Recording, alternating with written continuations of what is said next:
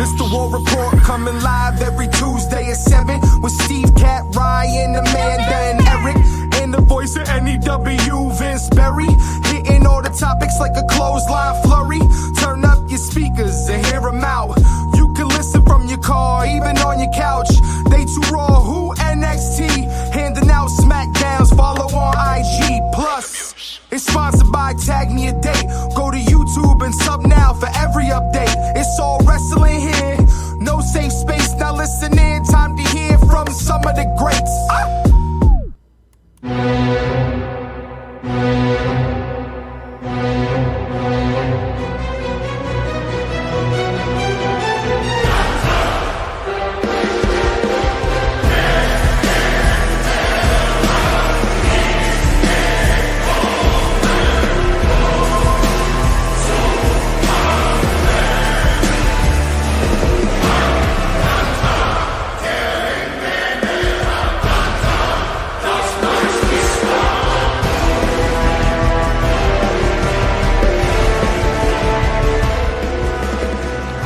Welcome, everybody, to another edition of the War Report After Dark. Yes, sir. Yes, sir. We haven't seen this Gunther in a long time. This past Monday. That wasn't Gunther. That was Walter, baby. That was a lot of Walter. Welcome, everybody, to the War Report After Dark. That man violent. Bro. So violent. I love it. I mean, here's a couple takes, right? You don't see blood like that anymore. I mean, that was a full Crimson Mask. So he murdered Jimmy. Jimmy is dead. Yeah. And, well, yeah, he was clearly written off television. But the beating and just everything about it, zip tying Jay to the rope so he had to be front and center and watch it all go down and be so close but yet so far. The whole thing was great. The beating was great. Gunther rubbing his entire body in the blood. I mean, fucking it was a home run. That has now gotten me excited for that match. It's what they needed for that match. And also, the way they opened the show is what they needed for the other championship. I can't say the other main event match because one of the world championships. We're going to get right into We'll get into that. We're going to get into that. But I think both of the championship feuds on the men's side, both of those were kind of coasting the last couple weeks. Yeah. And Monday, whatever. God, I don't even know what day it is anymore. Yeah, it was yesterday. It was Monday, and it was a hell of a way to start. And we're gonna definitely get into that. But first, oh boy, our good friend over at YouTube, David Rosca. What up? The second perfect 10, the second to none. Trish Stratus versus Chelsea Green for the Women's United States Champion, and Lia Valkyria versus Lita for the Women's IC Champion at WrestleMania 41. I mean, listen, it looks like they just officially made it Lyra versus Bayley. I think that's going to be your match at Mania. I know they're wrestling next week, but I think that's going to turn into a Mania match for the title. So I don't think Lita's happening. And as far as Trish Stratus, Chelsea Green, I could definitely see it. I could get excited about it. I couldn't hate it. But we're only a couple weeks away at this point, a few weeks away, so that needs to come to a head like now. So you have a little bit of build for the match, right? It would be interesting because Chelsea's doing this Secret Service United States loving everything about it, by the way. And she's Canadian. So what better way than to have somebody who's also Canadian be like, hey, you're actually from Canada. And then she's like, what do you mean I'm from Canada? I'm the United States champion. Right. And then boom, you got a feud. It's fucking 2 seconds. Actually, that's very true. I didn't even think about that. David Roscoe also, Gunther destroyed Jimmy as a bloody communist. He does not like communists, dude. If you haven't been paying attention to our buddy David, not a fan of the commies. And Gunther is a hypocrite. We'll get into that too, because I think that whole thing, man, it's just a visual that, and it was done before. That was when Randy Orton kicked Stephanie in the head. Yep. And Triple H couldn't do anything about it. He was handcuffed to the ropes. Right, he was handcuffed to the ropes. Very similar with the zip tie, this and that. But obviously, Stephanie can't bleed, and Stephanie can't get choked out like that. She got kicked in the head once, and they acted like, she got hit in the head with a baseball bat. This was like watching a guy murder your brother. This blood was flowing. It was insane. It was great. It's what we needed to see out of Gunther. It's definitely what we needed to get excited about this match. And it just, again, signals to me that there is absolutely no way that Jay doesn't win this match. Now, right. There's something else I want to, and this will all tie back together. This is the first WrestleMania where the Royal Rumble didn't mean anything. Yep. You don't have either champion in the main event of WrestleMania. Right. Is that the biggest deal in the world? Well, what do you I mean don't know. Either champion.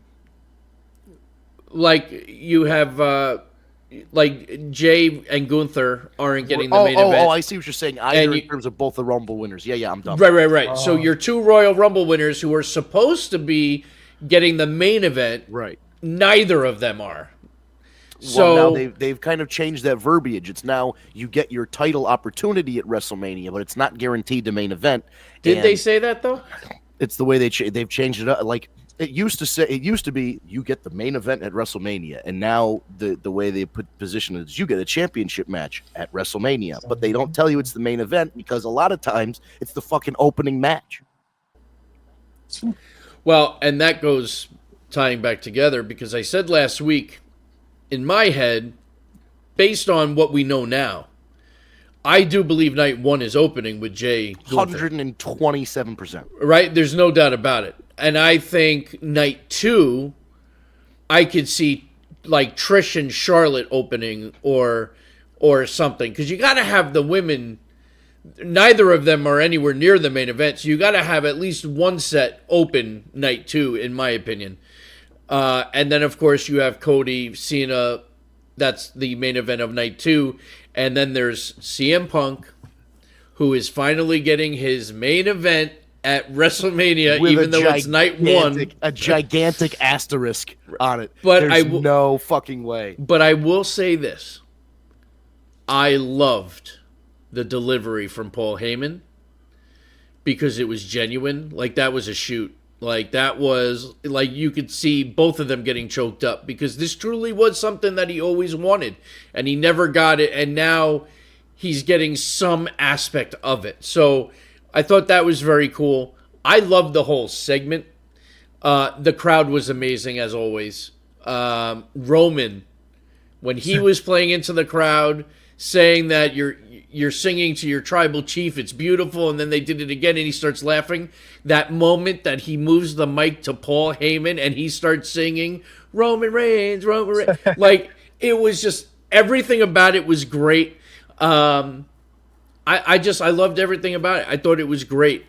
It left more questions because CM Punk made it clear that was not the favor. Yeah. So in my head now, the only thing that I could see is that he is going to be CM Punk's wise man. And I could see that turning Roman heel. Roman is not stupid. Roman's been down this road before and seen Paul Heyman in his work. My guess is Roman knows Heyman's turning on him for Punk at Mania. And I'm starting to think maybe Roman gets his bloodline back together and includes Jacob Fatu and includes together. What's his face? Yeah. Tonga. Bring them over with Jimmy and Jay and Sammy and have a super bloodline, excluding Solo because Jacob and Solo now are right. Like, this is how you can further. I think it could work. I don't know what they're gonna do, but I kind of have. Jacob follows Roman though. I don't think he acknowledges him as his tribal chief. But he would. I think he would more than so. Like right now, if you had to put money on it, Solo, no way. Jacob, with the way he's feeling about things, you might be able to convince him. But I have a similar theory for you, Steve, where Punk obviously said that it's not the favor, even though Paul Heyman was kind of working under the assumption that was the favor, and you can kind of just go, hey, man, you kind of let everybody along. This was the favor. I don't need to do anything else for you. Like anybody with a reasonable thought in their head would just do that. But this is wrestling. We don't do logic. What if, we'll get to Eric's question in a second, what if everything is the same that you said? Heyman goes with Punk. Roman gets his bloodline back. But what if Punk is the one that goes heel, and now you've got a babyface Roman Reigns and a babyface bloodline? And the heel act is taking Paul Heyman away from him. And Paul Heyman's always been the guy. He's been the puppet master. When Roman Reigns was Roman Reigns, when he was a big heel, it was Paul Heyman pulling the strings. And when CM Punk was a big heel and Brock Lesnar, it was Paul Heyman pulling the strings. So if he goes with Punk, it's not necessarily going to be a babyface act. I think that's going to be a heel act. He's a Paul Heyman guy. He was the first Paul Heyman guy, whatever the fuck you want to say. Like, if Punk asks Heyman to be with him, could it be instead of babyface I can see it. Punk? Yeah. The other thing that I had, and we'll get to Eric's question, is what if, since we've had this, I've had this discussion online a lot this week, the night one main event is not the main event, despite what Punk. Well, now it's the main event of night one. Right, and you know what? They have one more. There's one more pass or field goal kick before the halftime show at the Super Bowl, and we don't call that the main event. You know what I mean? Like that. This is he is it's Tom Petty and the Heartbreakers. It's Prince. It's Justin Timberlake. Like, you are the halftime show. Like, that's all. That's what it is. So here's what I'm saying.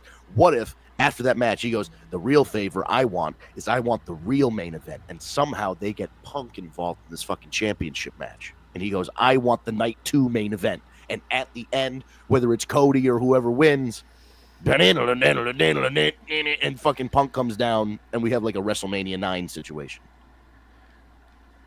We've been doing a lot of talk the last 2 weeks about WrestleMania 9. Dude, I mean, listen, history always tends to repeat itself, and it hasn't been done in a long time, so I could see it, but I don't know.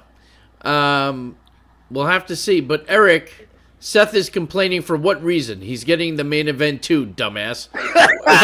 Well, you have to remember something, though. He clearly said the reason.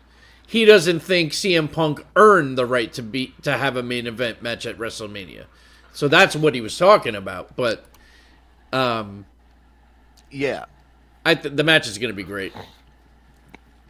It will be interesting to see what they do, because there is this very old, at this point, 12 or 13-year-old history with these guys. Punk obviously hasn't been in the conversation for 12 of it. The other two guys have had a long history of going against each other, and, you know, starting with the catalyst of it being Seth with the chair, breaking up the Shield, hitting Roman, blah, blah, blah. I feel like there's going to be, you know, we're going to have a triple powerbomb ooh-ah spot. We're going to have a Shield, some sort of Shield double teams with, you know, any combination of those guys, since they all kind of were involved. Punk was the reason the Shield came in storyline. So I feel like you're going to see a lot of historical callbacks to spots of Punk matches, Shield matches, maybe the TLC against the Wyatt. Like, I just think there's going to be a whole lot of old callbacks in that match. Yeah, I think so. It's going to be great. But and one thing I'm excited about is I can't call it. Like, I don't know who's going to be over on that match. I feel like it's going to be Seth. And the only reason I say that, Punk and Roman are very focused on each other. Punk's got this favor that he wants to ask of Heyman, and if that's all of a sudden to ask him to be his manager or like do something in the middle of the match, he's got to be thinking about that and focusing on Roman and have an opponent in Seth, you know. And Roman is so wrapped up in this Punk thing that I feel like I feel like our opportunist. Yeah, but the Rollins Punk thing is pretty deep too. Yeah, I just think the reputation, storyline wise, Seth has always been kind of like Edge. He's like that opportunist guy, the ultimate heist and all that stuff. He's kind of like picks his spots. I feel like he might even at one point kind of lay back, let those two beat the crap out of each other, and then pick one and be like, all right, now Punk is down. I'm going to go attack him. And like be a little bit more standoffish and maybe wait for those two guys to beat the shit out of each other and then try and like sneak pins. Roman's down, sneak a pin on him, kicks out one or two. Just try to do that. And I feel like he's gonna hold the tights or hold the rope. Something shitty's gonna happen, and Seth Rollins is winning that match. That's just my sense of it right now. It's gonna be interesting. Mitch, what do you think? Who do you think's going over in that match? So in that match, just because again, CM Punk said that the favor wasn't this, I could see his favor having to be something to do where, again, Paul Heyman's going to become his manager, like you guys are both saying, but it's going to come at the expense of him screwing over Roman at WrestleMania for CM Punk to get his first appearance at his first main event in WrestleMania and win it overall. And Seth is going to be there and he's going to do well, but I just think CM takes it due to this favor that is still undisclosed. See, I got to go with Mitch. I think he's got it on the head. I think that's Heyman is going to cost Roman, and I think it's going to go to Punk. I already know the spot. Are you ready for it? We can do like a voiceover on this. This will be a great Instagram reel. If I end up calling this 100%. It's going to be a callback to when the Shield got broken up, and Roman Reigns is going to be leaned over the ropes, and his back is, he's going to be in his back, and Paul Heyman's going to be standing there with a chair, and they're having that same shot over Roman's shoulder. You just see Roman's back, and you see Paul Heyman in the Seth Rollins position of the Shield, holding the chair, looking at him, looking at Punk. Punk's like, do it, and and the anticipation, and then bang! The second that Heyman hits Roman with the chair, boom, the whole place, they're going to explode. The whole perception of this match, the whole temperature of that match is going to change immediately because he's going to go bang, and then everybody's going to go, holy shit. I don't want Heyman to leave Roman. It's such a good pairing. I love him. Babyface or heel. Like, yep. Even, and not that Punk and Heyman wasn't a good, but even like Brock and Heyman with the boombox and doing the electric guitar and doing, like, when Heyman is allowed, because he's so straight up and down all the time, when he's allowed to do wacky stuff like sing someone's theme song or dance or whatever, it's always like, oh, that's good.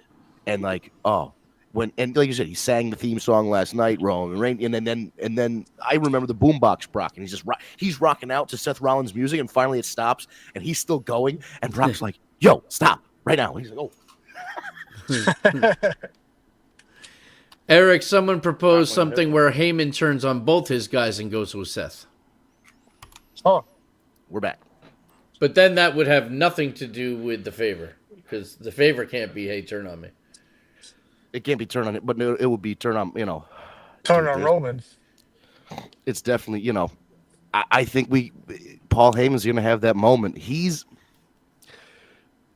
the most integral part of this match.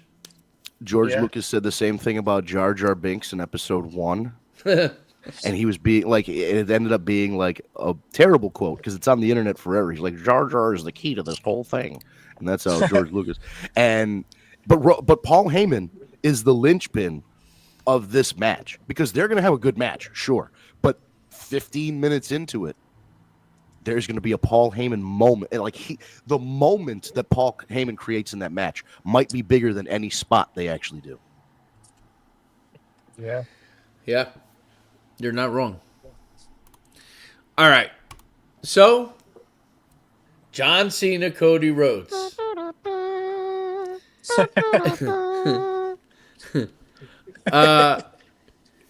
So once again, Raw opens with John Cena. Got to.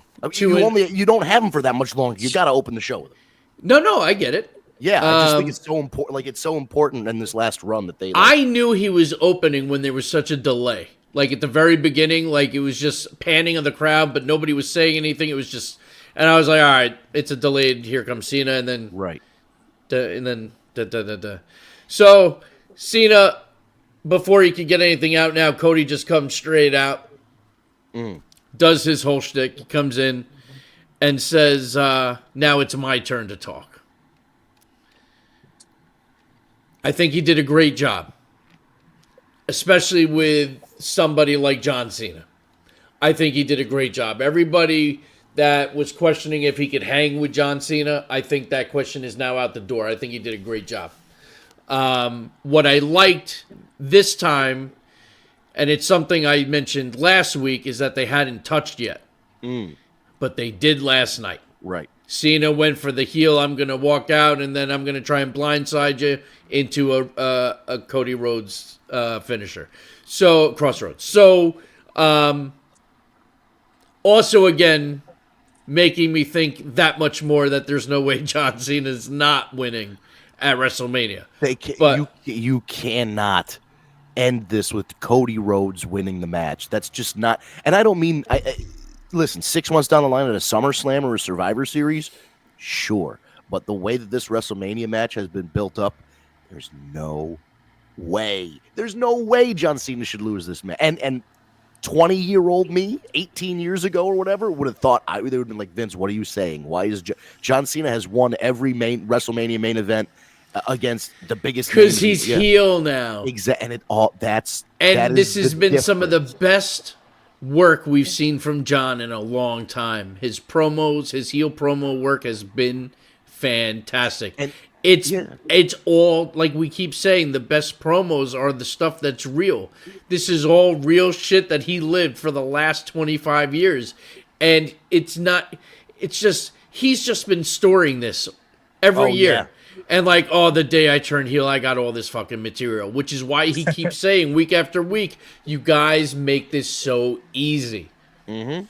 He doesn't need any help from the writers. This is all John Cena because it's just reality. It's fucking great. Yeah, dude. And I think part of me as a wrestling fan and like a very, I've got pretty weird, strict views on how I like my wrestling.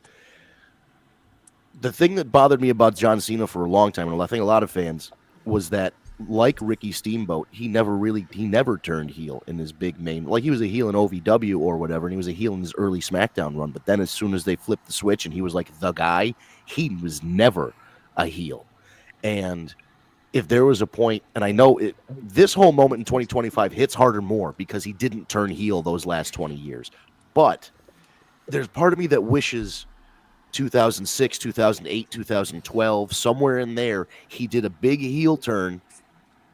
He would have gotten a big heel response, and then the next time he turned babyface, those boos from the adults would have been flipped. Like, he would have gotten instead of just being half and half his whole career because he never made a definitive heel turn, he would have had the whole crowd on his side. If he just turned heel once and then turned back, I think it would have changed the whole trajectory. But, that just wasn't the business strategy at the time. But look at it now. But this is what I'm saying. This is what some wrestling fans have realized we were missing the last 20 years is this different dynamic of John Cena. And I know T-shirts and fucking Make-A-Wishes and everything. He did important stuff. I get it. But this is like, I don't know. The only way I can equate it is Robert Pattinson was in the Twilight movies, and he got very, very popular and made a lot of money.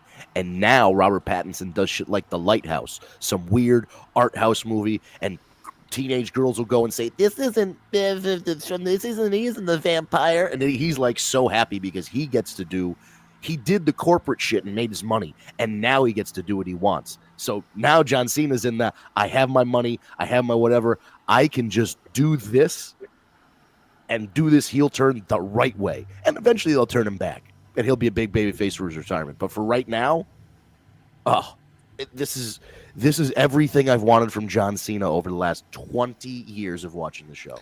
But even Cody, like, one of the best parts of that whole promo, the best line, well, I know what you're going to say. Hey, John, the crowd not once has ever chanted, "You can't wrestle" to me. Like, I'm gonna call fucking it great though, because for how many years has the crowd chanted that? You know what I mean? Like everything is just right there. It's free for the pickings. Yeah, but I do have to say, and something John Cena could have brought up, and probably there's not enough. You can't bring up every little inside baseball thing. But there was a long time where Cody Rhodes was called the 3-star general because despite being NWA champion and Ring of Honor champion and everything, he was getting 3-star matches, and then the Young Bucks and Kenny Omega and everybody else in the Elite was getting these 4 and 5-star rated matches.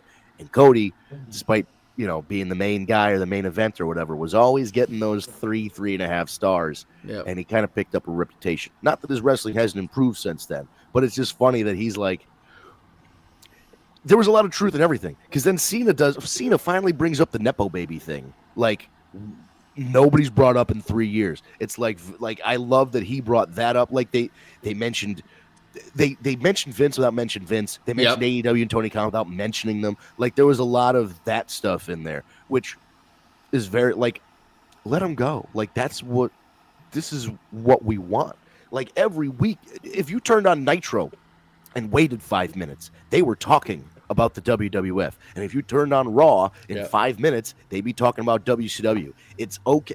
Vince McMahon made this weird thing where wrestling only exists in WWE arenas. And then like when AJ Styles comes in, they'll be like, oh God, he's here from Japan, as if he like fucking teleported here or something. You know what I mean? It's like wrestling exists. Like it exists other places. Let's just acknowledge that these guys, like the fact that they acknowledged Cody left, started a whole ass company, and then everybody in the company booed him and he left. Like, it's great that they have to mention that. That's part of his history. And Cena being picked by Vince, despite Cody also being picked by Vince, but that's a different story.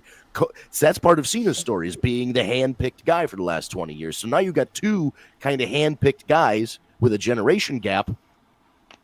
Money. Yeah, it's great. Eric says what makes it so great, too, is that we've all made peace with him never turning heel, and then bam, it happens. Well, that's very true. I mean, nobody ever thought we would finally get heel Cena now. His final run. And I like that if you go back and you watch that Rock Cena, the Rock Cena Cody segment, Travis Barker, I almost said Travis Barker. You know who I mean. Travis Scott is there, too. That whole main event segment. He's not the drummer for Blink-182. I can figure things out. But if you notice, Rock makes the offer to Cody. As soon as Cody says, go fuck yourself, Cena celebrates. And in the moment, you think he's celebrating because John Cena turned down The Rock. He's celebrating because he knew beforehand The Rock said, hey, if Cody says no, take him out. That's why he was so happy. And then, boom, the mean face, going back and watching that segment with hindsight, you're like, oh, okay. He was playing it cool this whole time. There's always hints and clues. And it started as far back as like the Rumble, where he raised Jay's hand and then looked over at him. And you're like, uh-oh, he's going to stick him. You were waiting for a kick and an attitude adjustment and John Cena leaving, and then Jay's like, meh, and he didn't do it. So it was there. You sniffed it, and they just left little breadcrumbs until the moment it happened. It's so great. So great. And listen, my mind has not changed since that heel turn moment, since that segment. John Cena's got to win. Like, he has no choice. You waste the biggest heel turn of all time by just having him lose. Like, and listen, I know Jay's going to win, and it's probably like you said, it's going to be the night one opener. Jay's going to win, and it's the way to start the show off and get the crowd excited for the rest of the night. It's not a bad idea, but part of me looking at that going, Gunther just covered himself in Jimmy Uso's blood. Like, Gunther lost last year to Sammy, a smaller guy. They play up that big, small underdog thing. They're doing it again. And the only thing I don't like is that Gunther's going to have to lose 2 years in a row at WrestleMania. I don't think that's a great look for him. But here we are. Yeah, there's no way he gets over. There's no way. Oh, I know. He's done everything short of burning somebody's house down. And we've seen that before. The yeet is too strong. The yeet is too strong. It's very yeetful. Oh yeah, but I just in my like, and I know it's WrestleMania season. We've kind of like been leading up to this, but like, there's an old school part of me that's like Gunther should just be chopping people in half and hold that title for years, like they used to do back in the day, like a Backlund stuff. Not 7 years, but you know what I mean. Like I just feel like him holding this title and then just like dropping it to Jay. I understand all of it. I just He's such a dominant force. He should. right, and to lose 2 years in a row at WrestleMania, and the story being that guy's smaller than him, he's not as good of a wrestler. How are they going to keep up with Gunther? And then they find a way to beat him, and it's like, gee, come on. If he's the ring general, he shouldn't be beaten like this. But you got to tell the story. Braun Breaker Penta has started to heat up. Some mishaps in a tag team match last night on Raw. So that's going to be a great match. I'm looking forward to that match for the title at Mania because that's happening. So that's going to be great. So it's just they did a good job advancing more Mania stuff. Even the Logan Paul, AJ Styles segment. Yeah, I thought that was great. They both did a great job. The heat Logan Paul's getting is just out of bounds. So that's great. Logan hit this fucking He's got a new move. Did you see that? Yeah. Oh. What's it called? The Paul Vereen or whatever the hell? What'd they call it?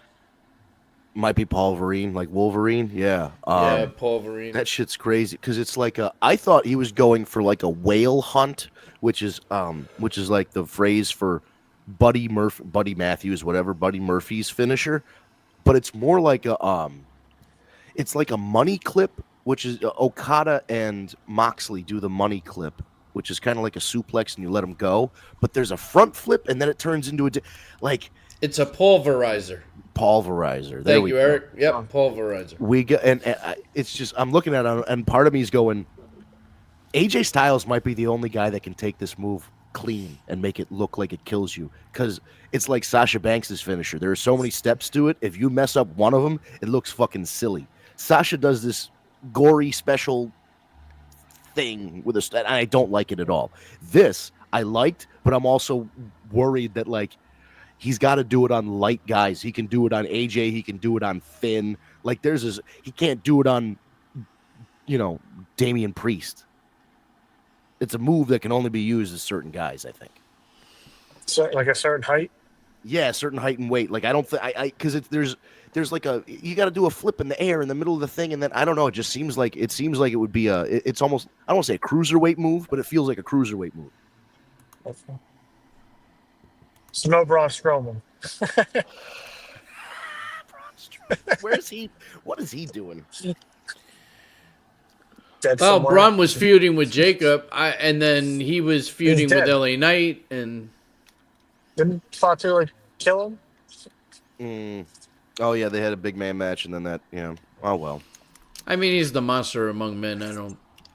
Yeah. He's one of those guys that no matter what. First of all, he should have been that whole thing where he was beating the piss out of Roman Reigns like a decade ago now, and you're like, oh my god, he's running him over with ambulances or whatever else, throwing him through sets and stuff. It's like they're gonna put the belt on this guy. They didn't strap him up until like 3 or 4 years later, and I thought there was a point like I thought they should have had him beat Roman so that Roman could get it back, and then that moment where Roman power bombed Braun through the roof of the ambulance could have been the moment where he got the title back instead of defending the title. I don't know.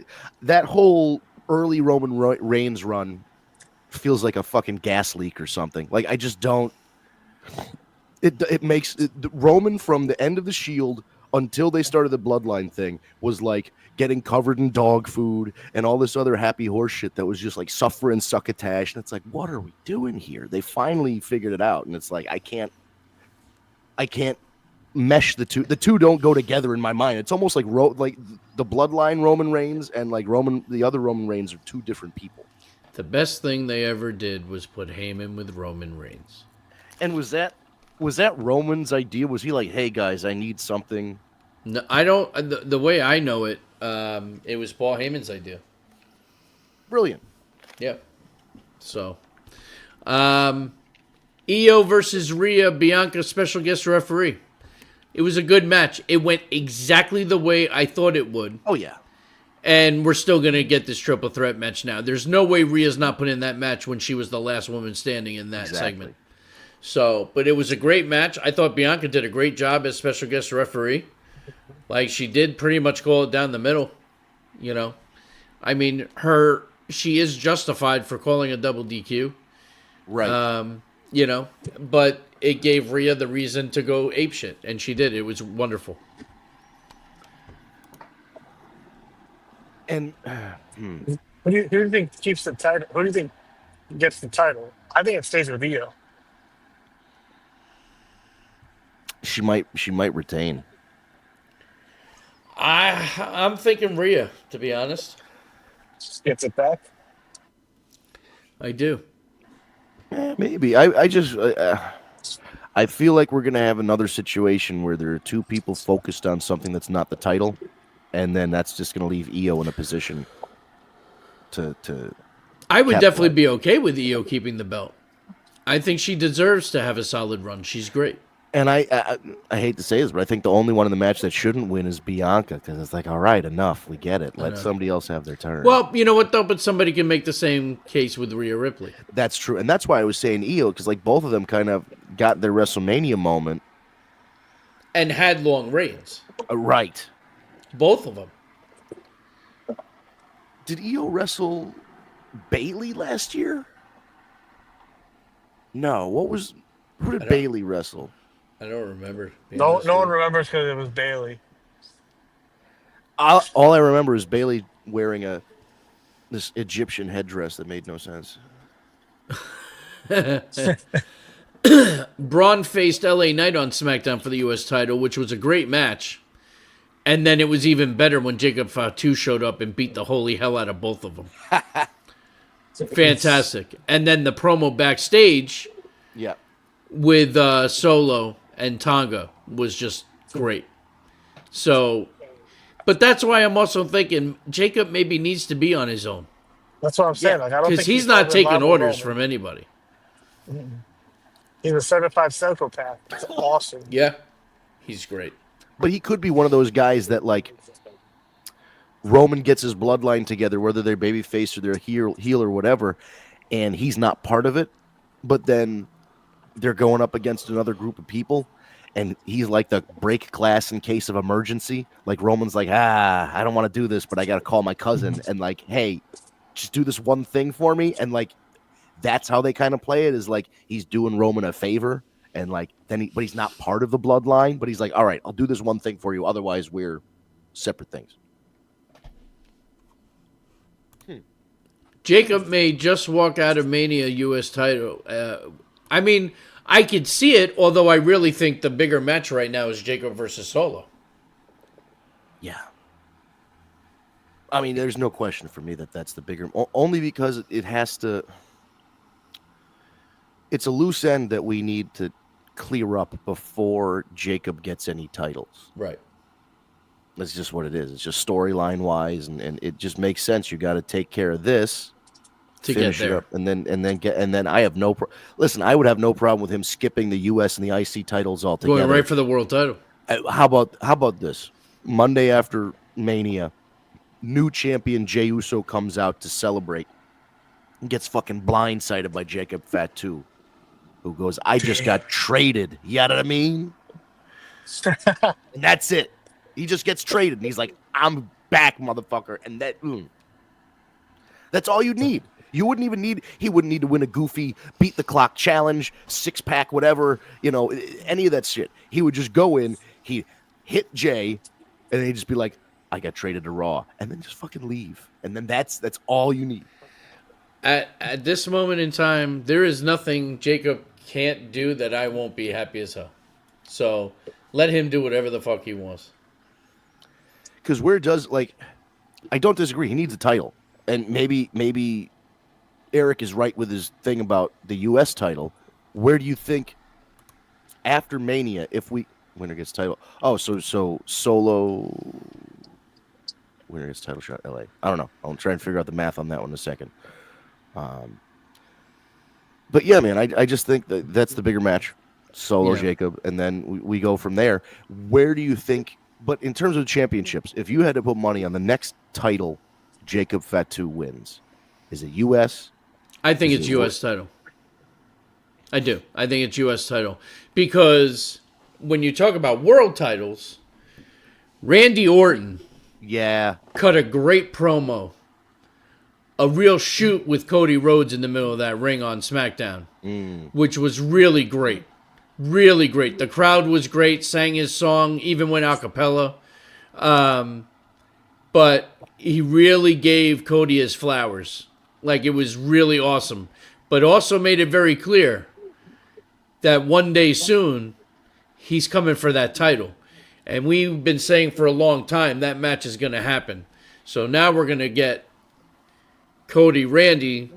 He has to get through Drew McIntyre first, so I guess that match is going to happen. So my thing is, because Randy's got Kevin Owens at Mania. Yeah. I think Drew McIntyre is costing Randy Orton that match at Mania. Kevin Owens goes over, sets up Drew McIntyre, Randy Orton. Randy Orton goes through Drew McIntyre. Now you have Randy Orton versus Cody Rhodes. Nice progression. But this, are you saying, so in that instance, is Cody keeping the title through WrestleMania, and then his next one, it leads up to a feud with Orton, or would this be? Oh, wait a minute. So that makes it assume that Cody's still champion, or it's Orton establishing that he wants a title, and you've got new 17-time world champion record breaker John Cena against the guy he's been chasing the last couple years. They've been neck and neck, Randy Orton, and we go one more. We've seen this match 15 million times, but one more time around the block for all the marbles. Orton Cena, the final match. I'm definitely good with that. That's a main event in any building, anywhere, at any pay-per-view. Oh yeah, I agree. Which pay-per-view would it be at if it's not? Since obviously it's not going to be Mania. Fucking Money in the Bank, maybe. Whatever the backlash, something 2 or 3 months after, because you want Cena to. If Cena wins, well, what about SummerSlam? That's true. It could be SummerSlam, and then Cody gets the title back at Survivor Series, because Cena says he's done in December. So, like, if he wins the title in March, we have to figure out what pay-per-view he's losing it, and it's either going to be September. Yeah. According to John Cena, he wins the title at Mania, he's going home with the belt, and he's done. So, we got to see how that story plays out. I would love for him to actually win and leave. Yes. And then, like, do a segment where the next challenger, like, stalks John at his house or something. Bro, like, forces him to come back and defend the title. They had that whole legitimate situation with Punk's contract expiring. They were negotiating with him. They were able to put together a deal for him. He wins the title. This is like 2010, I think. Yeah. Oh, it was so great. And he runs off. He blows a kiss and runs off with the championship. He shows it in his fucking fridge. He's taking it to Cubs games. Not Mets games. He's a Cubs fan. But the one thing that they didn't do was he came back too soon. Yep. He didn't really leave, and they didn't push it as far as they could go. Imagine CM Punk with the world title. Showing up in indie shows. Showing up at a Northeast Wrestling show, showing up at the time, they were fully independent, owned by nobody in wrestling. Imagine him showing up to a Ring of Honor show, going, I was the Ring of Honor champ, and then I left, and now I'm back with it. Like, Ring of Honor would have done business with that. Or even, like, TNA would have never done it in 2010. That the heat was too hot between those two companies. But you know what I mean? Like, if if they did it the right way and Punk went everywhere with that belt that wasn't Monday Night Raw, and you still had Rey Mysterio or John Cena saying they were the real, like on TV, they were the champ carrying the belt. But then you'd be like, oh, Punk was on Good Morning Chicago and he had the belt. You know what I mean? Like, you just cut to wherever Punk is and be like, hey, I'm still the real champion, until you build up to that title match. They really fucked that up. I agree. But they've got a second chance. If that's what John Cena's threatening, oh, man, that's a second chance to do it the right way. John Cena shows up on Good Morning America. He's going to movie premieres. He's doing everything. Like, he could be filming a movie, and one of those little fold-out cloth and wood chairs could say John Cena, and he's sitting in it, and the next one's empty, and it just has a fucking belt on it. Like, the belt has its own chair. Dude, there's so much they could do with this, and it's just way more interesting. Like, no knock on Cody Rhodes. He's doing what he needs to do. The interesting story is, what if John Cena takes this title and just runs off with it? That'd be so funny. Oh. That'd be so funny. So, Steve, we've got I know we're getting close to the top of the hour here, but there was an announcement of a debut, and he's not starting off teaming with his brother. He is getting starting his on own a different brand. solo adventure. You know what? I don't remember. I think it might have been Al who said last week that he had heard that they weren't going to put them right together, and I guess he was right, because now they're putting him on SmackDown, which is great. Let him make his own identity over there. They're already announcing that they are brothers. Yeah. So eventually, with some draft or something, they're going to come together, and it's going to be fantastic, because Ray is going to blow people away on SmackDown the way that Penta did on Raw, because Ray is just as good as his brother. Oh, yeah, no doubt. They kind of do different things, but that's why it works. And that's why when they're in a tag team, it works. You got the lighter guy and you got the power guy, the Right. fast guy, and So, yeah, no, I like it. I think it was the right call, because once you debut two guys who are both luchadors with masks on, who are legitimate brothers, and then you put them on the same brand. Penta just looks more badass. Because with all the face paint. Like, Ray doesn't have any of that paint, just Right. his mask, And I like how he's still Ray Phoenix, just like Penta. They didn't change anything. Yeah. But the expectation would be, if they were on the same brand, is that they would either tag together or feud against each other. And that's just not what they want right now. You got to have them together before you have them feuding each other. Yeah, and that's why I think keeping them separate for a little while. This Chad Gable thing, I think, is all leading up to Phoenix helping his brother. I think that's eventually what it's going to be. I agree. I'm still loving everything about this all-American made bullshit. Chad Gable's note, his doctor's note. Yeah, his doctor's note is fantastic. Calling it now, El Grande Americano's opponent will be El Generico. That would be great. Oh, that would be awesome.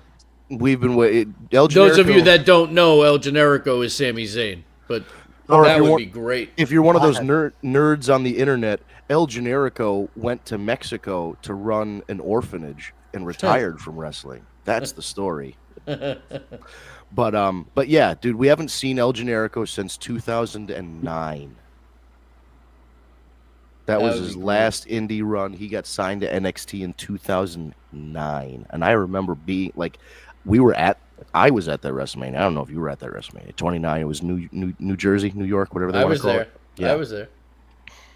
Man. You can't spell luchador without Chad. Oh, dude. They're going to do I can already see it. They were going to show luchador on the screen, and then all the other letters are just going to fade away, and just in the middle it's going to say Chad. Who else is in the is it Alpha Academy still? What is his group right now? American Made. American Made. So it's all, and is it the Creed brothers and some girl? Like, is that who it is? Yeah, right now? it's the real Butch, Ivy Nile. That's it. Yeah. The real Butch one. I was gonna say what? Zoe Stark? No, I was gonna say the Butchy one. No, that's Steve's girlfriend. My nemesis, by the way, who did the cameo talking about me and how I should really be jealous of her and all she's accomplished. Wait, pretty fucking sure I haven't seen her ass on TV since Sonya Deville left. So good for you there, sweetheart.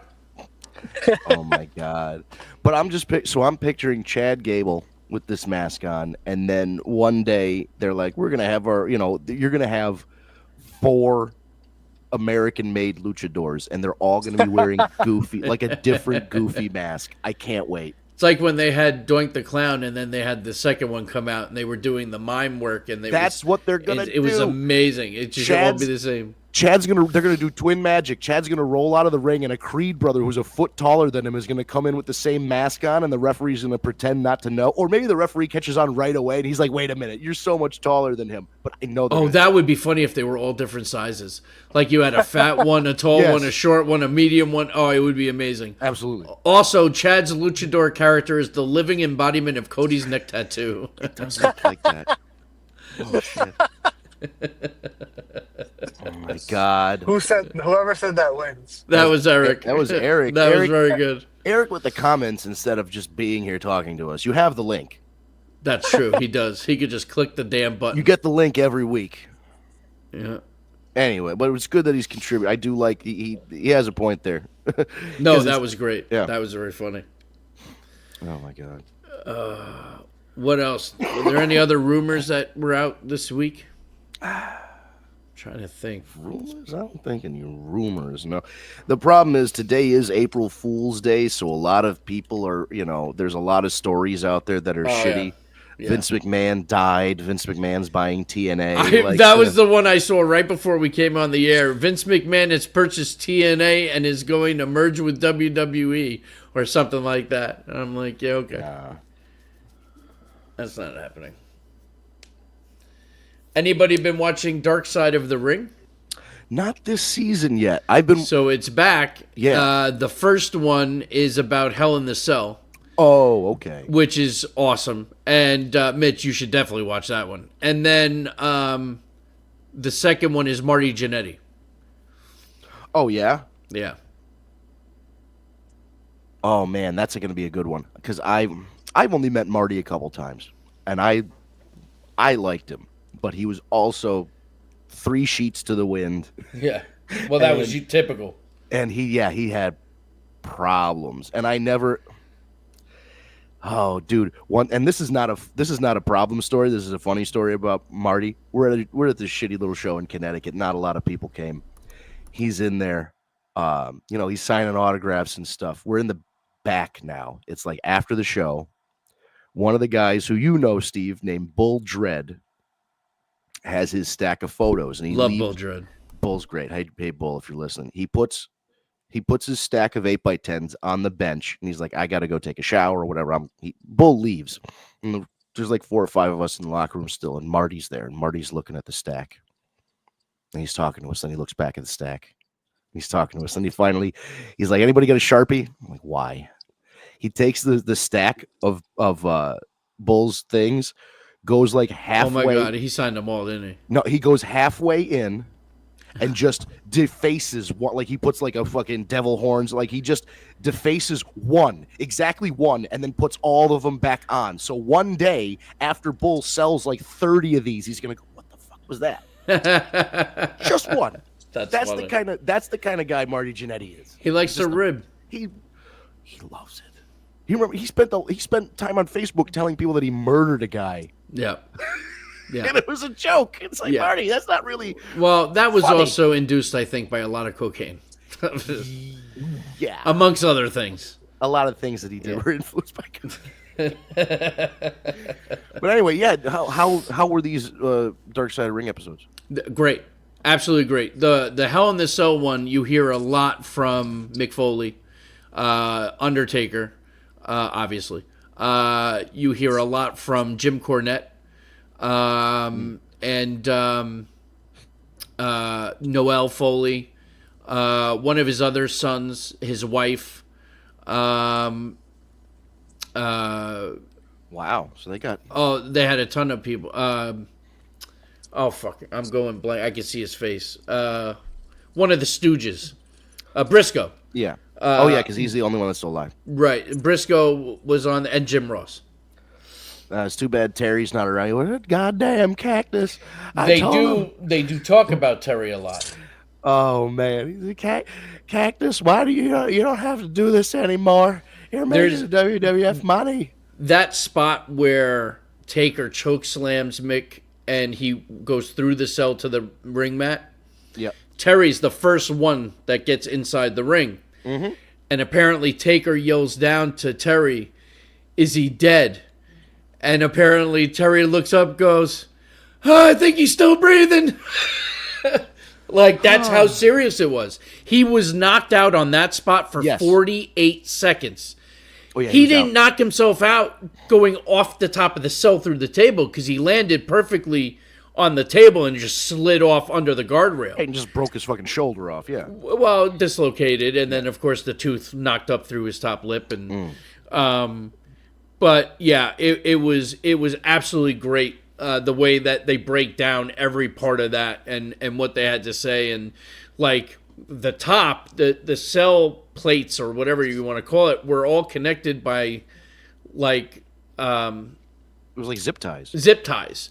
And as they're, combined, they're Boom. like 500-600 pounds. Boom. They're hearing as they're walking, bing, bing, bing, bing. And they're like, oh shit. And at one point, Mick is going to suplex Undertaker. And Taker hit him in the gut a couple times and said, oh, we ain't doing that. We're not both going through. Right. Like, there was no way. So it's really good. You definitely Right, check good. it out. And, on Vice, they replay it all the time. Oh, of course. Eric says one coming up also is about Tony Ludwig Borga, who apparently was a pretty evil dude behind the scenes. He's not kidding. They show the trailer because I think that's next week. Yeah, he was like apparently a he was neo-Nazi real or something, fucked right? up. Yeah, I know. We're gonna find out next week, but he was apparently he was a dick. He was a bad guy, and he was like he ran for whatever country he's from. He was a politician or trying to be a politician too. Like, yeah, Well, that doesn't surprise me. I'll be interested. And for those of you who are cheap as free, if you go on Tubi, they've got a lot of Dark Side of the Ring. I've been watching a lot of wrestling on Tubi because they've got like old like 1982 Memphis stuff, and like there's a lot of very old wrestling on Tubi.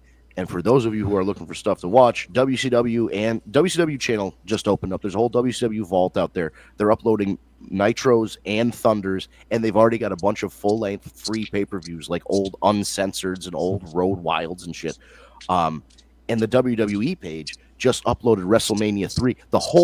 Yesterday, I watched the whole WrestleMania 3 for free on YouTube. So and I think leading up to WrestleMania, they're going to be releasing more. So if you're looking for something to do, I've just been having it on as background noise. I look up the full pay-per-views, and I'll just have like Uncensored 1996 with that Doomsday Triple Cage bullshit thing playing in the background. All right, and on that note, guys, we are top of the hour. Yes, he was from Helsinki, Finland. He was from Helsinki. I remember that. And then he was supposed to do something. He broke his ankle at a house show, and then that was the end of Ludwig Borga. I think he was supposed to feud with The Undertaker, maybe. I don't know. Some bullshit. Anyway, we are closing out. I hope it wasn't too obvious that I was under the weather today. If my voice bothered anybody or I sounded too congested, I'm sorry, but also go fuck yourself. That's what happens. Sometimes people get sick. If you're not sick of my voice, 6 to 10 a.m. tomorrow, 99.1 FM here in Connecticut and Long Island. You can reach it on Long Island. You can also go to WPLR.com to hear me on the Chaz and AJ Morning Show. I'm there every Monday and Wednesday, so I'll be there tomorrow morning. And if you can, if you're in the area, or even if you're not in the area, please go on Facebook or on Google and look for the Happy Cat Rescue. Kat, who was one of our regular guests who isn't here tonight, her friend Christopher owned the Happy Cat Rescue in Suffolk County, New York, and it was a very big rescue. Unfortunately, yesterday, we assume an arsonist hit the building. It killed over 100 cats, and Chris went in and out several times to save cats. He went in one time and did not come out. The owner, Chris, passed away. So not only are they dealing with property damage and destruction and fire damage, they're dealing with the death of a very well-liked person in their community. So they're looking for donations. They're looking for people to home cats while they look for a new venue.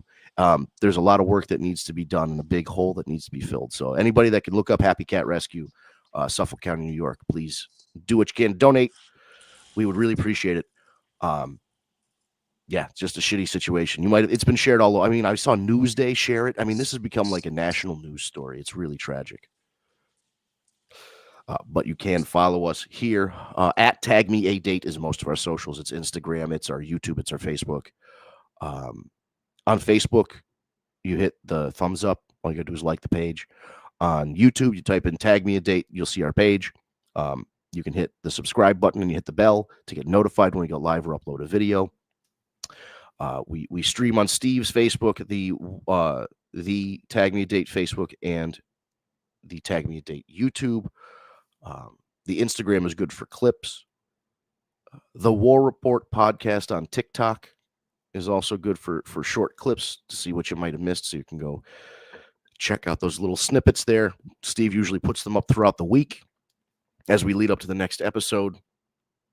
The best way to get the archive is to go to the YouTube page. You can go scroll back, see previous weeks, see something you might have missed, or if you prefer the audio version instead of the video version, you can go to your favorite podcast apps such as Stitcher, SoundCloud, Spotify, Google Play Podcasts, Apple Podcasts, whatever it is. You type in the War Report, you type in Tag Me a Date, you'll see us. There are 2 wrestling podcasts called the War Report, but we have the logo that's in the right-hand corner or up there in the corner, the War Report logo. It'll mention Steve, it'll mention Vince and all that. So you'll know by the description of the podcast that it's ours. Just hit that subscribe button, and Ryan is nice enough to grab the audio and upload it to the audio podcasts, usually within an hour of the show going off the air. So that's all the ways you can watch us or listen. You can just literally subscribe on the podcast app. When Ryan uploads it, your phone will just download it, and then you can take it with you and listen in the car or whatever you're doing that day. So that's about it. Thank you guys for tuning in. Thank David Roscoe, of course, coming in way early with his comments. Tara, thank you for being in there as usual. And Eric was in the comments tonight, keeping that conversation going. So thank you guys so much. If you're listening and you want to contribute, it doesn't matter where you are looking at the stream. If you want to comment, whether it's YouTube or Facebook, throw it in. StreamYard sends it to us. We can put it up on the screen. So you don't have to be logged into it. You don't have to be in a particular place to get your comment up there. Just throw it up there, and we'll definitely talk about it. And just like, subscribe, all that stuff, and share it with your friends. If you know somebody that likes wrestling and likes podcasts, tell them about us. Give them a link. Maybe they'll enjoy the show. Send them one of the reels on Instagram or something, and then they can be like, oh, I like that. And then they'll go watch the full show. Something like that. All right. Well, we'll be back next week for all of you, 9 p.m. Eastern time, for another edition of the War Report After Dark. Thank you guys so much for tuning in. I hope everybody has a great week.